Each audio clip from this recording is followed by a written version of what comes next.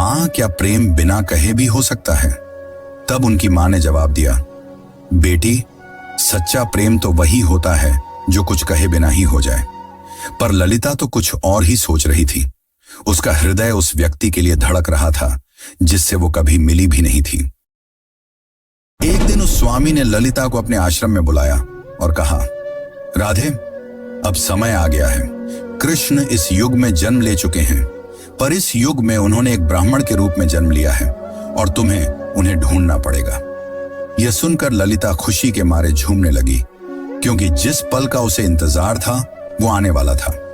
पर एक समस्या थी, ललिता श्री कृष्ण को पहचानेंगी कैसे? तब उस संत ने कहा, जब वे तुम्हारे सामने आएंगे तो तुम खुद ही उसे पहचान लोगी। पर ध्यान रखना, इस बार परीक्षा और भी ज्यादा कठिन होगी, क्योंकि अब युग बदल चुका है।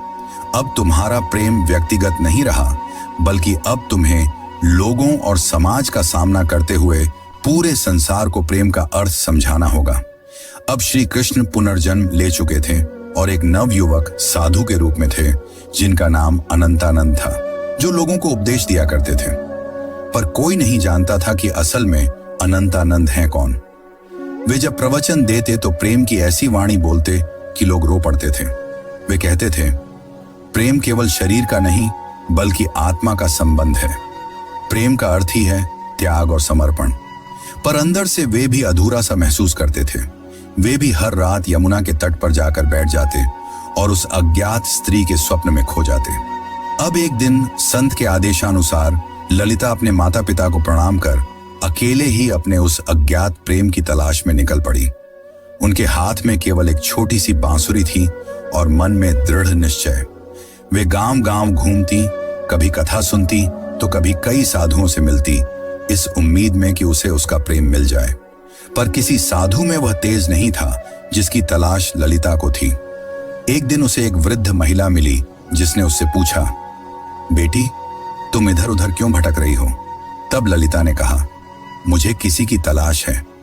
उस वृद्ध महिला ने ललिता में राधा सा तेज देखा और उसे सुझाव दिया, बेटी, तुम अपनी यह बांसुरी बजाओ।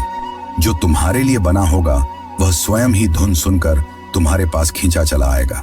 जिसके पश्चात ललिता ने ऊंची पहाड़ी पर चढ़कर अपनी बांसुरी बजाई और ठीक उसी पल उससे कई मील दूर अनंतानंद की आंखें भर आईं। ललिता अब तक 8 गांव पार कर चुकी थी। हर गांव में वह अपनी बांसुरी बजाती, मगर अब तक उसे वह नहीं मिल पाया था जिसकी उसे तलाश थी।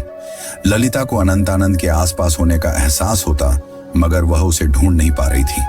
अब वह थक चुकी थी, जिसके बाद उसने प्रण लिया कि यदि अगली पूर्णिमा की रात तक उसे वह नहीं मिला तो वह यमुना में कूदकर अपनी जान दे देगी। उस दिन आखिरी बार ललिता ने बांसुरी बजाई। उसकी धुन वैसी ही थी जो किसी को अंदर तक भिगो दे। उसी पल हिमालय में बैठे अनंतानंद को वह ध्वनि सुनाई दी। उसे वह ध्वनि काफी प्रभावी लगी, मानो उसने कई वर्षों बाद वही ध्वनि सुनी हो जो उसे पुकार रही हो। अनंतानंद ने तुरंत ही हिमालय छोड़ दिया। ठीक उसी रात ललिता को फिर से स्वप्न आया, पर इस बार स्वप्न काफी अलग था। इस बार श्री कृष्ण और राधा यमुना के तट पर बैठे थे और राधा श्री कृष्ण से पूछ रही थी, प्रभु, क्या इस बार भी मेरी प्रेम कहानी अधूरी रह जाएगी?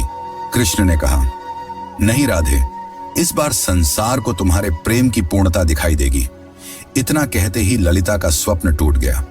ललिता के मन में एक नई उम्मीद जाग उठी थी।